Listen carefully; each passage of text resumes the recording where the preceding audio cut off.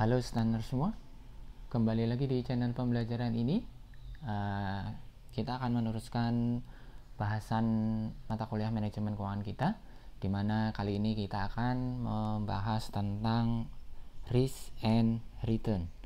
Nah, sebagaimana yang kita sudah pelajari di pekan pertama ya, di bagian prinsip-prinsip dasar manajemen keuangan, di mana di antara risiko dan return itu ada trade-off.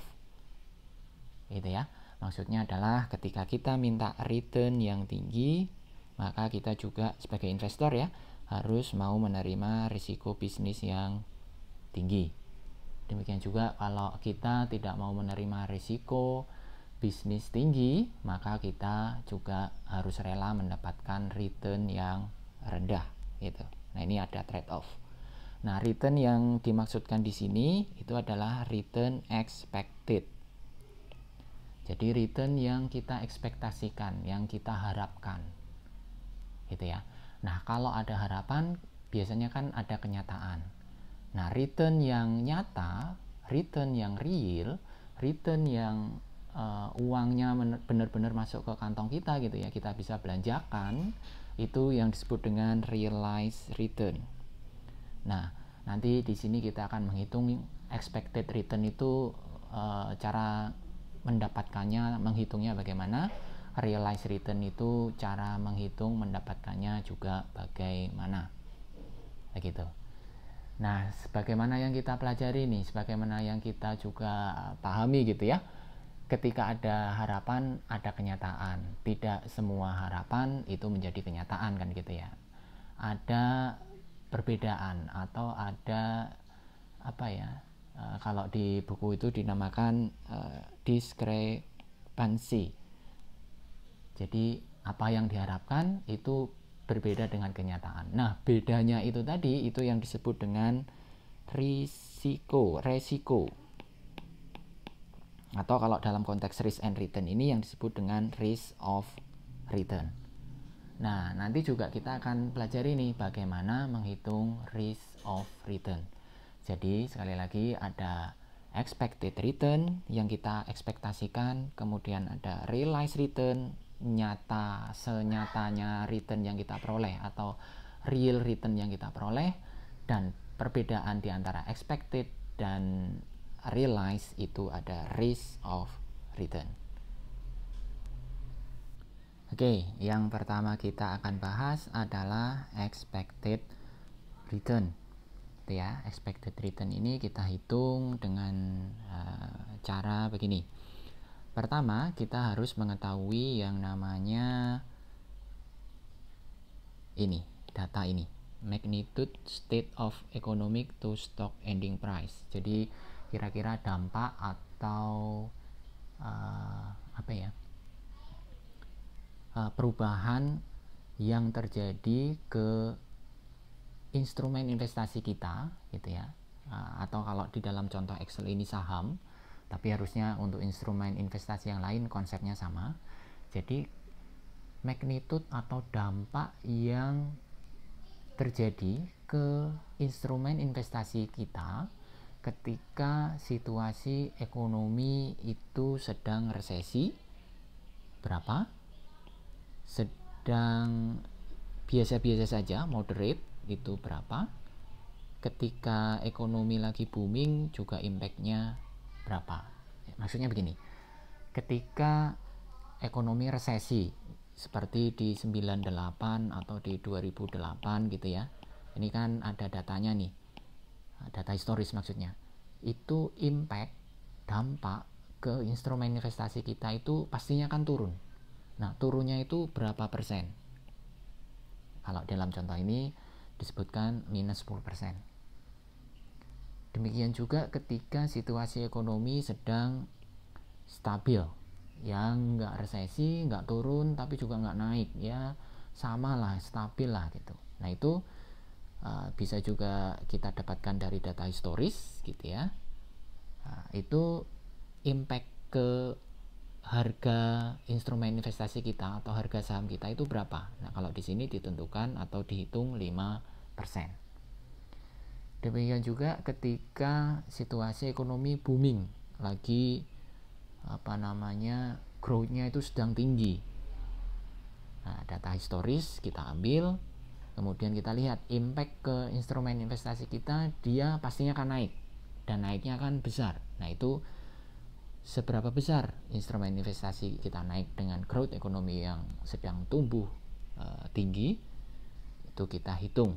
Nah, di sini angkanya adalah 15%. Sekali lagi, ini kita dapat angkanya dari data historis, dan data historis ini kita bisa peroleh gitu ya, kita bisa dapatkan dari, kalau di investment bank atau di investment office, nanti kalau kita bekerja di tempat-tempat yang melakukan riset analisis investasi seperti ini, biasanya dibantu oleh ekonom gitu ya. Jadi memang yang meriset tentang ekonomi begitu. Nah, intinya kita di sini akan mendapatkan data ini, magnitude state of economic to stock ending price, karena kebetulan contohnya kita tadi stock. Oke, terus kemudian setelah kita mendapatkan data ini, kita ke investasi kita. Tadi investasi kita saham, kita tahu, kita dapatkan angkanya, datanya, sahamnya, harganya, beginning price-nya ya. Ini 2430.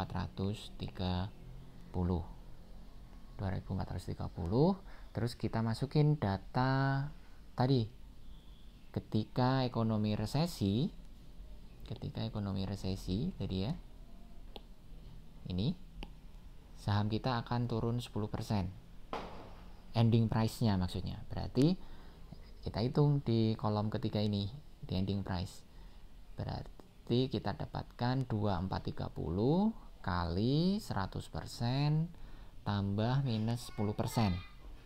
Jadi turun jadi 2187. Demikian juga untuk situasi moderate atau situasi stabil. Beginning price kita 2430. Kalau situasi ekonomi stabil, dia hanya tumbuh 5%. Berarti 2430 kali 100% plus 5%, hasilnya 2552. Terus ketika situasi ekonomi sedang bagus, dia harganya akan naik 15%. Berarti 2430 kali 1 plus 15% ya. Jadi 2795. Nah, ini kita dapatkan ending price. Kita tahu ending price, kita juga pegang data beginning price, kita hitung cash return per masing-masing situasi ekonomi. Jadi saya ganti warnanya dulu biar kelihatan. Cash return kita dapatkan dari ending price dikurangi dengan beginning price. Ketika situasinya resesi, maka cash return-nya 2187 dikurangi 2430, hasilnya 243 minus.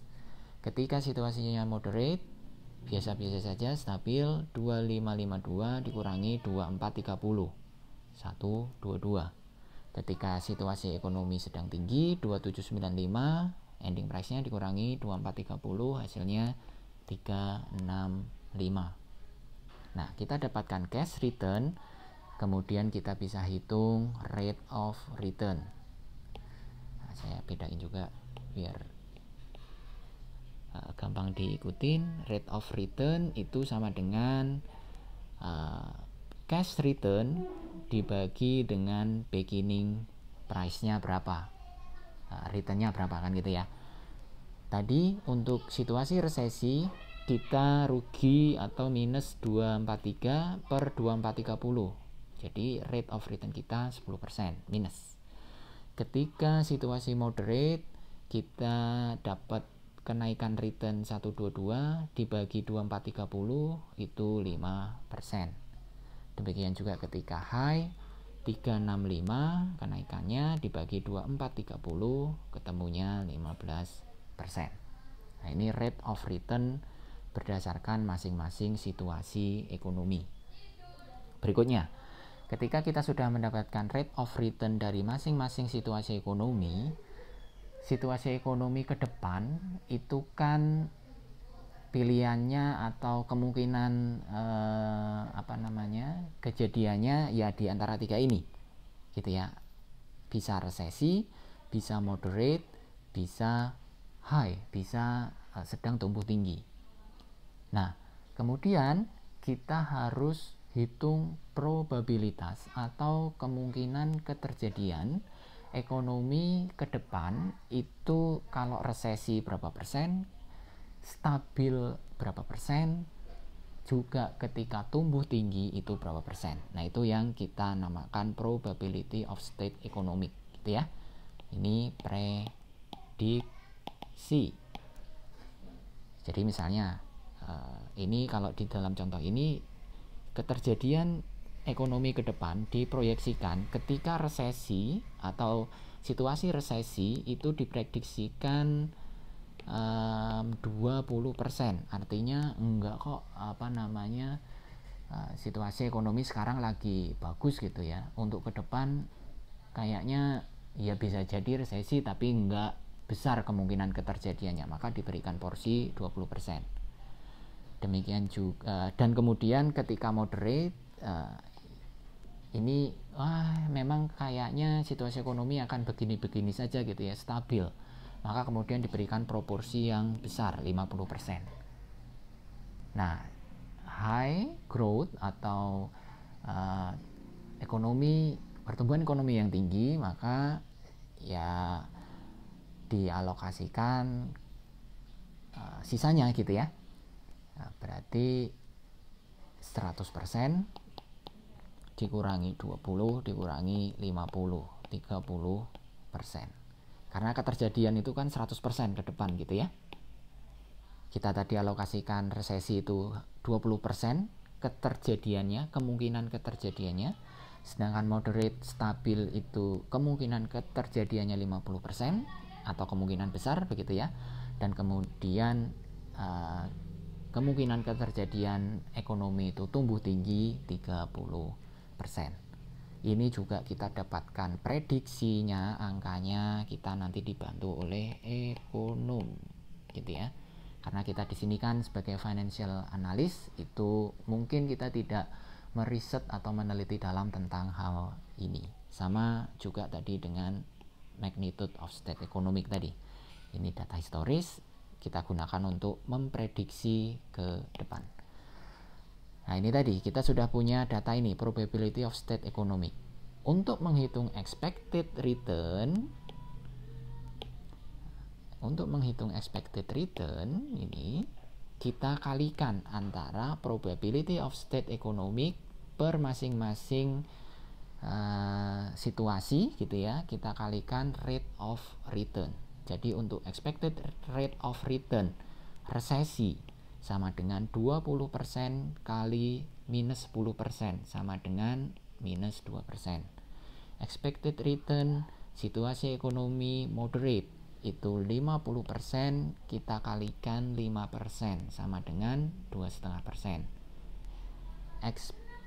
Terus expected return situasi ekonomi sedang baik itu adalah rate of return 15% ketika situasinya growth-nya tinggi gitu ya. Kita kalikan dengan probability atau kemungkinan keterjadiannya tadi minus 30%. 30%. Maka hasilnya adalah 15% kali 30%, 4,5%. Minus 2, 2,5, 4,5 kita jumlahkan total, maka expected return kita adalah 5%. Nah, inilah yang kita nanti tandingkan dengan risk of return. Jadi, kalau kita simpulkan expected rate of return atau return yang kita ekspektasikan kita akan dapat itu mencarinya atau formulanya rumusnya adalah rate of return dikalikan probability of return. Rate of return dari sini yang kita hitung dari beginning, ending, cash of return, kita kalikan dengan probability of state economic yang kita peroleh dari sini, kemungkinan keterjadian situasi ekonomi. Terus kita jumlahkan total, kita dapatkan expected rate of return. Demikian konsep expected rate of return. Terima kasih.